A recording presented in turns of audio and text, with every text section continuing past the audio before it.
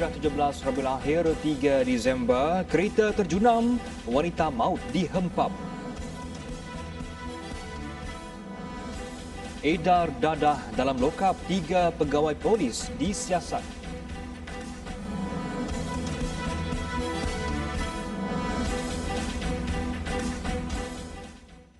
Bismillahirrahmanirrahim. Assalamualaikum warahmatullahi wabarakatuh. Berita Al-Hijrah malam ini bersama saya Adi Akmal Syahrom. Seorang wanita maut selepas dilanggar dan dihempap sebuah kereta yang terjunam dari tingkat 1 sebuah kondominium di Green Lane, Georgetown. Mangsa dikenali sebagai Kim Hui Ping, 49 tahun, maut di lokasi kejadian akibat kecederaan parah di bahagian badan. Manakala pemandu kereta wanita berwarga emas berusia 71 tahun turut mengalami kecederaan akibat tersepit di dalam kenderaannya. Menurut Ketua Polis Daerah Timur Laut, Asisten Komisioner Sofian Santong, dalam kejadian jam 12.30 hari itu, warga emas yang memandu kereta jenis Vios itu memandu kenderaannya menuju ke tempat letak kereta di tingkat 1 kondominium tersebut. Namun setibanya di Seleko, seorang pejalan kaki melintas secara tiba-tiba menyebabkan warga emas itu tertekan pedal minyak lalu melanggar mangsa. Mangsa kemudiannya turut terseret sebelum kenderaan itu merempuh tembok tempat letak kereta lalu terjatuh ke atas sebuah kereta yang diparkir di bawah bangunan tersebut. Kes disiasat di bawah Seksyen 41-1 Akta Pengangkutan Jalan 1987.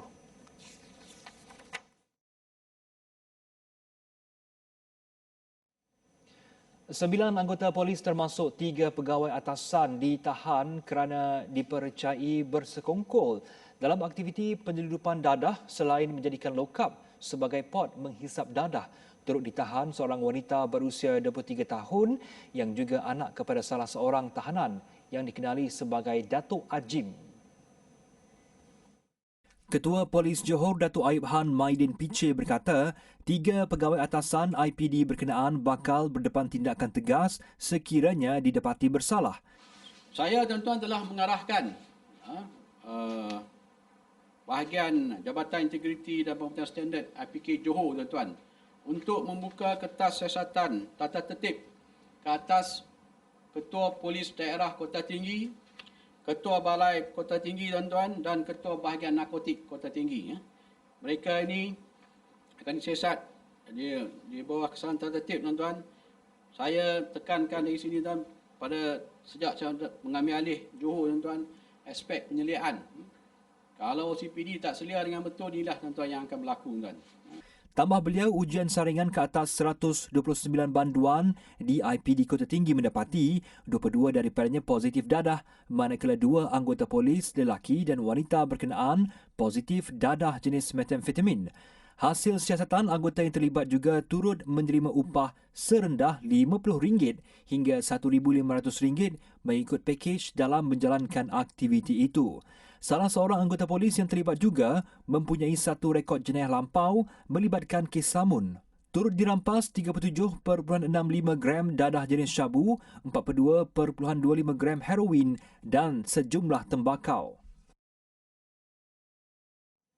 Gara-gara cuba memberi rasuah RM45,000 kepada polis agar tidak mengambil tindakan ke atas rakannya, seorang pemilik premis pusat hiburan ditahan dalam serbuan Selasa lalu. Operasi di pusat hiburan di Ulu Tiram, Johor itu adalah serbuan kali kedua dan didapati melanggar Perintah Kawalan Pergerakan Pemulihan PKPP walaupun telah diberi amaran 3 kali. Kita syaki tuan-tuan, dia pernah menjadi orang perantaraan ataupun PR tuan-tuan kepada pemilik-pemilik premis di sekitar Johor ni dengan menggunakan nama Ketua Polis Johor tuan, untuk mendapatkan imbuhan kewangan tuan-tuan. Dan hasil semakan terhadap premis tersebut tuan-tuan, kita dapati premis tersebut memang ada lesen tetapi melanggar syarat PKPP tuan-tuan. Semua yang ditahan telah dikenakan kompaun RM1,000 kerana tidak menjaga penjarakan fizikal. Hasil saringan air kencing, 12 orang lelaki warga tempatan dan 3 wanita tempatan berusia 20 hingga 54 tahun didapati positif dadah jenis metamfetamin dan ketamin.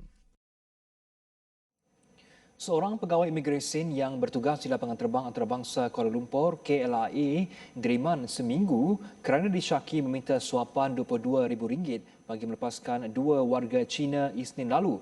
Menurut sumber, suspek ditahan ketika menerima rasuah di sebuah stesen minyak berampiran KLIA kira-kira pukul 7.45 malam bagi melepaskan dua warga negara Cina yang ditahan Jabatan Imigresen kemarin atas kesalahan menggunakan cap palsu. Turut dikenakan perintah sama ialah seorang pengarah syarikat dan juga ejen pekerja asing. Terdahulu, kedua-dua suspek dibawa SPRM ke mahkamah kira-kira pukul 10 pagi. Kes ini juga tiada kaitan dengan Opselat yang telah menahan beberapa individu termasuk pegawai imigresen yang terlibat pemalsuan cap. Suspek bergerak secara bersendirian dan sudah biasa melakukan perbuatan berkenaan. Penahanan itu susulan tangkapan seorang pengarah syarikat berusia 40 tahun di sebuah restoran di Ceras.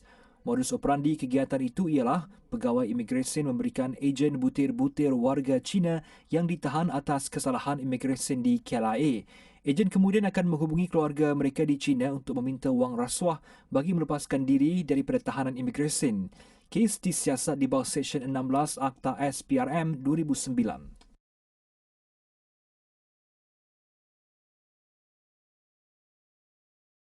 12 individu termasuk 4 wanita warga tempatan direman mengikut Akta Pencegahan Jenayah Poka 1959 kerana disyaki terlibat kegiatan Macau Scam membabitkan kerugian RM11 juta.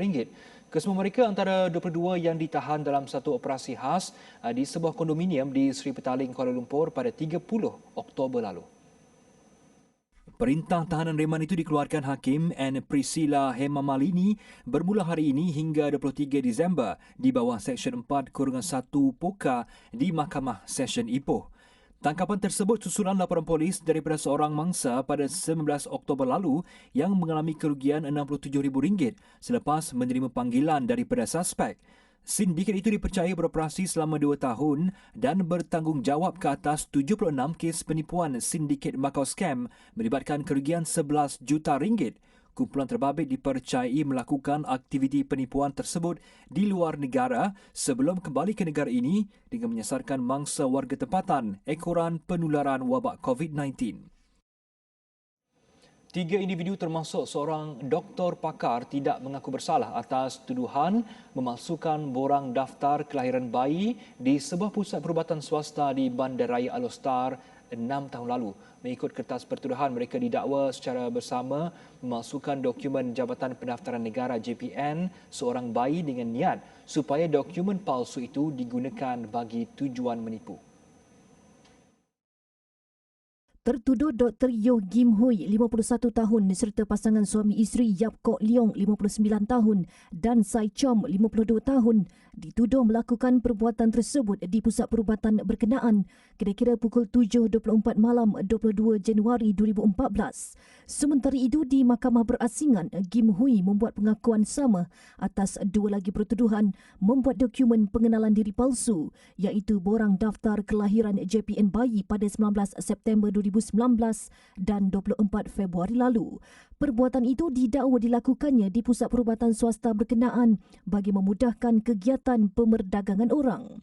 Pasangan suami isteri Kok Leong dan Sai di mahkamah sama juga membuat pengakuan tidak bersalah bagi dua pertuduhan memperdagangkan bayi berusia 4 hari dan 3 bulan pada 22 September 2019 dan 28 Februari lepas.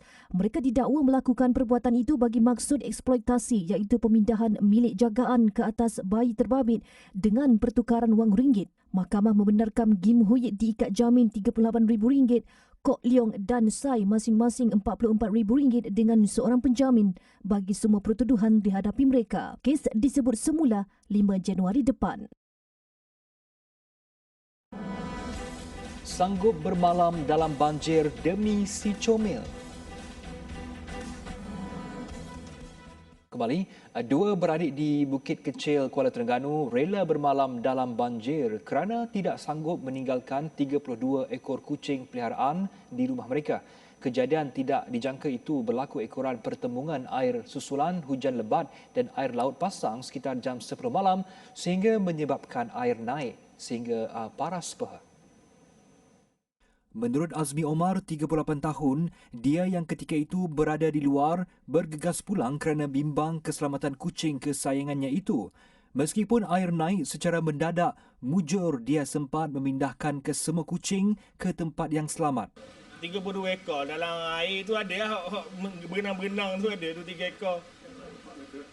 Dah ambil belaka. Alhamdulillah. Lepas tu kita pun berbuat atas katil tu tempat paling tinggi. Bola katil dalam bilik. Hidup atas tu je lah ramai-ramai. Sementara itu, Azila Omar, 45 tahun yang tinggal bersama adiknya itu tidak sempat menyelamatkan barangan dalam rumah. Menurutnya, ia adalah kejadian paling teruk dalam tempoh 20 tahun dan dia kerugian hampir RM10,000 kerana 95% peralatan rumah rosak. Boleh dikatakan 95% lah rosaknya. TV ada 2 butir tu, katil 2 bilik, almari, baju semua pun dak memang dak nak cara gapo dah lock saja je. Kira-kira 30 buah rumah di kawasan perumahan Bukit Kecil itu dilanda banjir kilat akibat hujan lebat sejak lewat petang semalam. 713 mangsa daripada 201 keluarga kini ditempatkan di 16 pusat pemindahan sementara PPS di 5 daerah iaitu di Kuala Terengganu, Marang, Dungun, Kemaman dan Kuala Nerus setakat jam 2 petang tadi.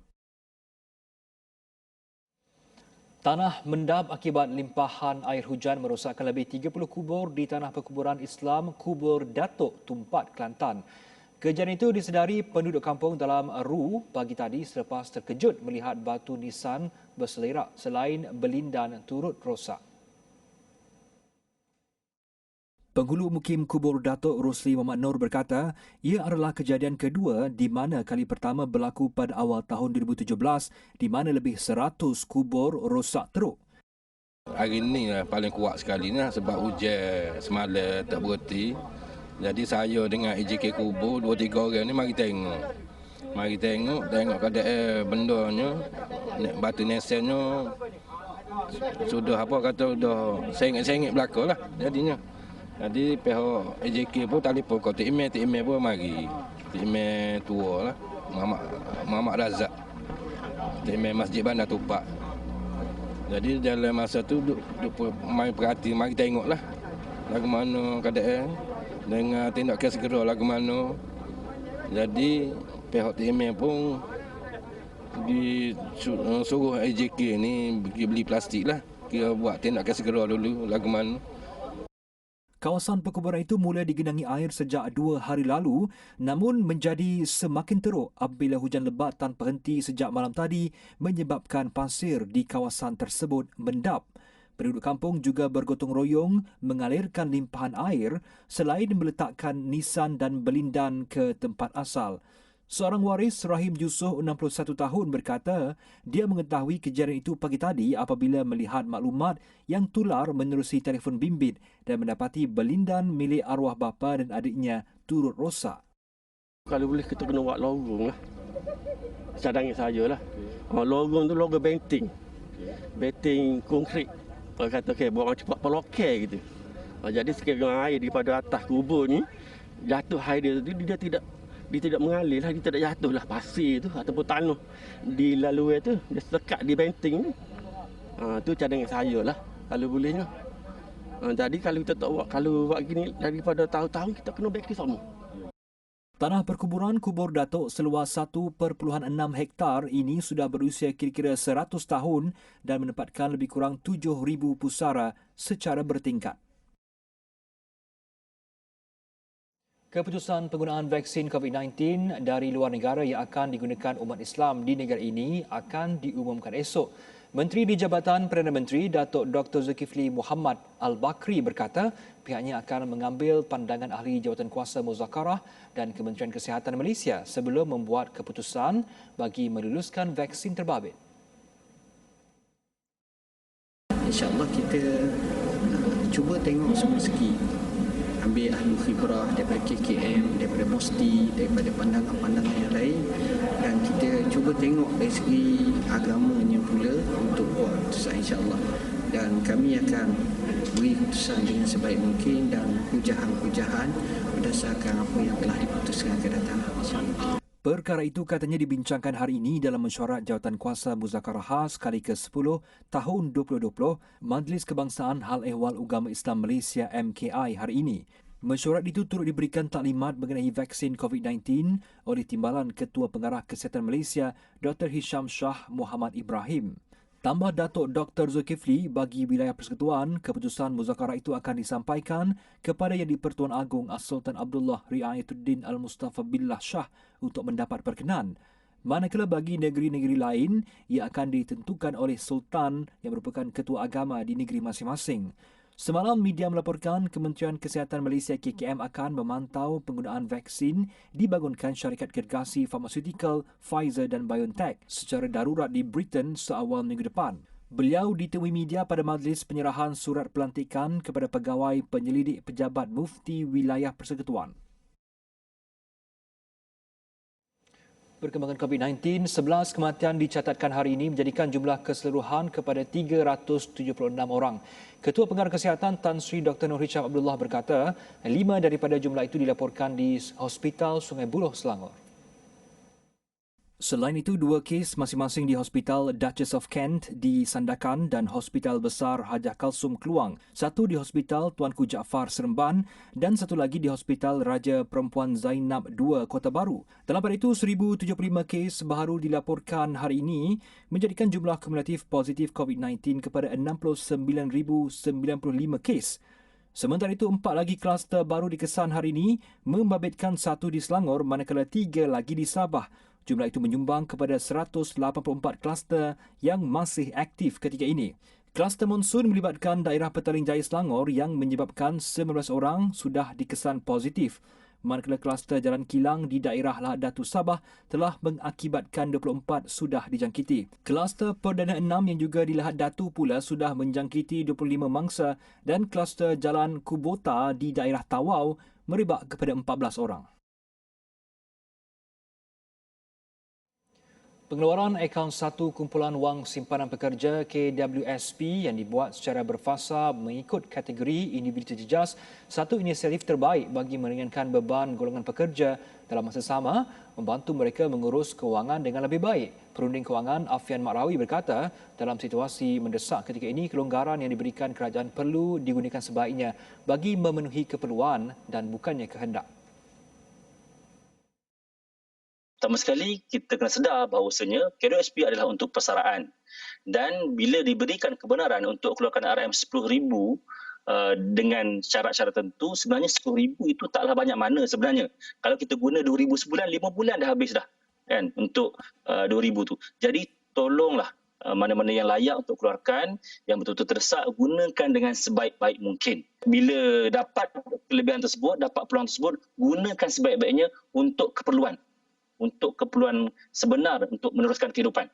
Nak beli makanan untuk anak isteri, untuk bayar tanggungan dan sebagainya. Itu sebenarnya tujuan kenapa kerajaan letakkan syarat supaya pengeluaran 10,000 itu ada fasa-fasa dia dan ada syarat-syarat tertentu.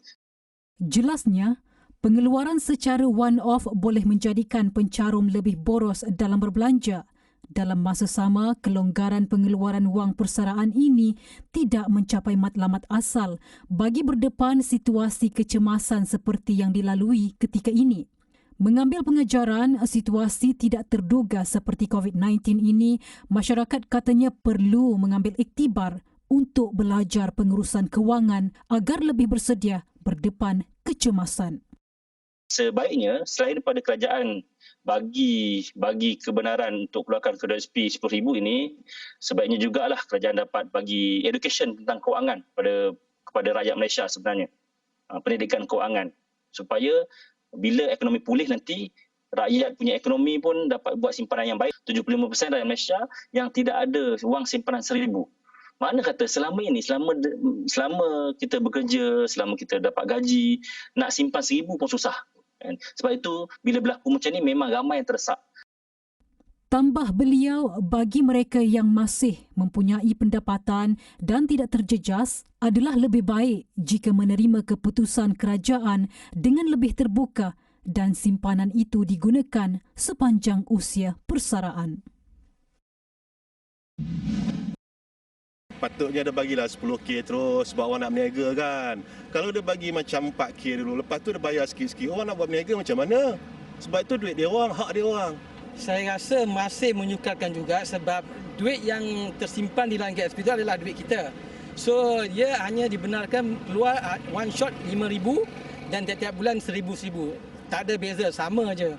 Yang macam 6 bulan lepas yang dia buat 500 tu. Tidak kurang juga yang menerima secara terbuka berhubung pengeluaran KWSP akaun 1 buat mereka yang terjejas sahaja. Mungkin orang masih bekerja dan orang masih berkemampuan dan orang pun ada pendapatan dah tetap sendiri kan. Jadi orang tak perlulah nak keluar benda ni kan. Tapi bagi saya lah, kalau cadangan pandangan saya, orang yang mengeluarkan KWSP ni terjejas kan. Jadi pandai-pandailah dia nak menguruskan keuangan dia orang.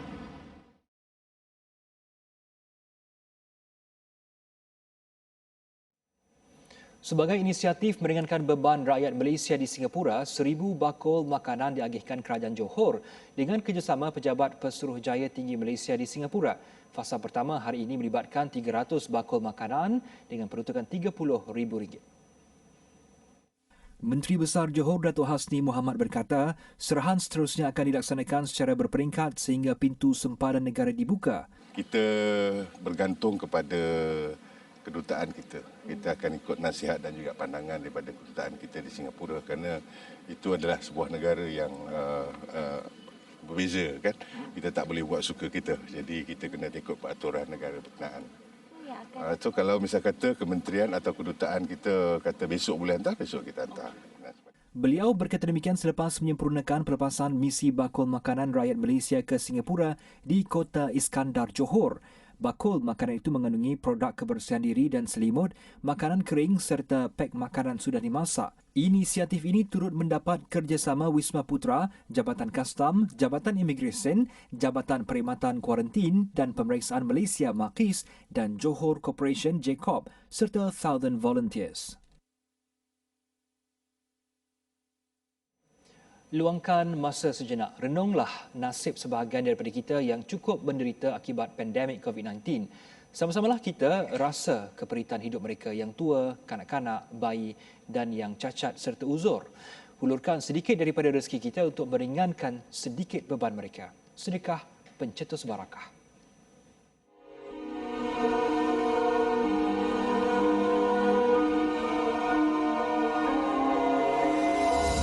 Malaysian Relief Agency MRA. Malaysian Relief Agency MRA. Sama Malaysian Relief Agency MRA. Kinabalu. Malaysian Relief Agency MRA. Malaysian Relief Agency MRA Sabah merayu orang ramai untuk menyumbang menerusi tabung kecemasan OPS COVID-19 2.0 bagi meringankan beban mereka yang terjejas akibat pandemik itu. Hasil sumbangan untuk membantu mereka yang kehilangan sumber pendapatan, pekerjaan dan aset.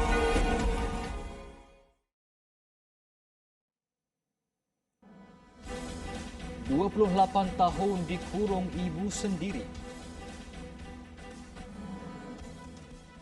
Kembali, beremosi dan dendam punca seorang lelaki sanggup bunuh rakannya. Ia selepas suspek berusia 20 tahun diejek dan dihina miskin oleh mangsa kerana tidak mampu membeli telefon bimbit. Suspek dilaporkan mencekik mangsa berusia 14 tahun sehingga mati. Insiden itu terbongkar selepas keluarga mangsa membuat laporan polis mengenai kehilangan anak mereka pada 29 November lalu selepas mendakwa anak mereka sudah 2 hari tidak pulang. Sehari kemudian, mayat mangsa ditemui di sebuah kebun dalam keadaan ditutup dengan daun ubi dan betik. Hasil bedah siasat menunjukkan remaja berkenaan mati akibat kecederaan di leher. Siasatan lanjut membawa kepada penahanan suspek yang dipercayai individu terakhir bertemu mangsa sebelum dia dilaporkan hilang. Lelaki tersebut kemudian mengaku membunuh remaja berkenaan selepas berang dicemuh mangsa kerana tidak mampu memiliki telefon bimbit. Insiden dilaporkan berlaku pada 27 November lalu selepas suspek memperdaya mangsa ke sebuah kawasan untuk melihat pemasangan jaring menangkap burung hanya sebagai helah sebelum bertindak mencekik mangsa. Namun rakannya itu kembali sedar sebelum sempat lari ke kebun terbabit. Bagaimanapun dia kembali dicekik selepas dikejar suspek yang sanggup menunggu selama 2 jam bagi memastikan mangsa benar-benar mati. Dikurung ibu kandung selama 28 tahun, tindakan kejam ke atas anak sendiri itu terbongkar selepas salah seorang saudaranya menjumpai lelaki berkenaan dalam apartmen mereka di selatan Stockholm, Sweden. Ketika ditemui 2 hari lalu, lelaki berusia 46 tahun itu berada dalam keadaan teruk, sukar berjalan, hilang keupayaan bercakap dan hilang semua gigi kerana kekurangan zat. Saudaranya yang enggan dikenal itu sudah mengesyaki sesuatu dalam tempoh 20 tahun sebelum melakukan intipan dan berjaya menyelamatkan lelaki malang itu ketika ibu mangsa berusia 70 tahun dibawa ke hospital kerana sakit. Wanita berkenaan dilapor terlalu mengawal anaknya itu selepas memberhentikannya sekolah ketika berusia 12 tahun. Warga emas itu kemudian ditahan polis namun menafikan jenayah yang dilakukan. Sejauh mana peranan Amerika Syarikat melalui utusan Presiden Donald Trump, Jared Kushner, berjaya memulihkan hubungan Doha-Riyadh yang keruh sejak lebih 3 tahun lalu masih menjadi teka-teki. Kushner dilaporkan memulakan misinya memulihkan konflik berkenaan dengan pertemuan awal minggu ini bersama Putera Mahkota Arab Saudi sebelum disusuli perbincangan dengan Emir Qatar semalam.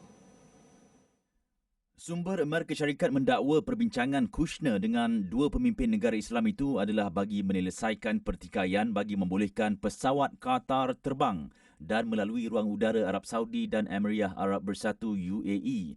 Bloomberg melaporkan perdamaian yang hampir menjadi kenyataan itu tidak melibatkan UAE, Bahrain dan Mesir, sekutu Arab Saudi yang turut sama mengenakan pelbagai sekatan ke atas Qatar. Konflik sesama negara teluk itu tercetus pada Jun 2017 dengan terputusnya hubungan diplomatik dan perdagangan sesama mereka.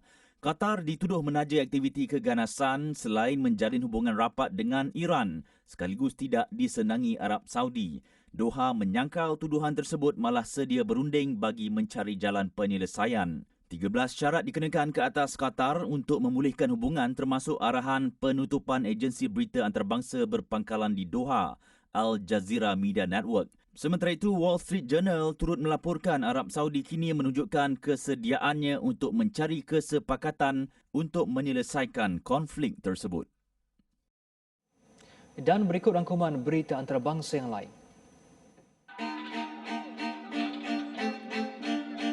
Di Filipina, penduduk kampung bertindak mengangkat rumah bagi membantu penduduk lain untuk berpindah. Visual yang dirakam di sebuah bandar terpencil di Agusan de Norte menunjukkan semangat kejiranan yang merupakan sebahagian adat masyarakat Filipina. Individu itu mahu berpindah kerana pemilik tanah menuntut semula kawasan berkenaan. Di China, seorang warga emas berusia 60 tahun menyangka botol gam kuat adalah ubat titis telinga dan memasukkannya dalam telinga sendiri. Akibatnya, seorang doktor terpaksa membersihkan telinga lelaki terbabit menggunakan alat khas bagi mengeluarkan gam kuat yang telah kering itu. Akhir sekali di Thailand, tindakan pantas seorang ibu berjaya menyelamatkan bayinya dari digigit sejenis lipan gergasi. Gigitan lipan gergasi tersebut boleh membahayakan kanak-kanak kerana racunnya dapat mempercepatkan degupan jantung mangsa dan menyebabkan kesukaran bernafas.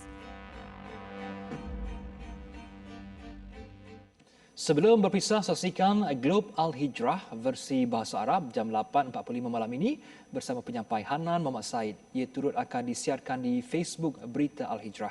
Sekian untuk malam ini, saya Rahim Syahrom. Assalamualaikum warahmatullahi wabarakatuh dan selamat malam.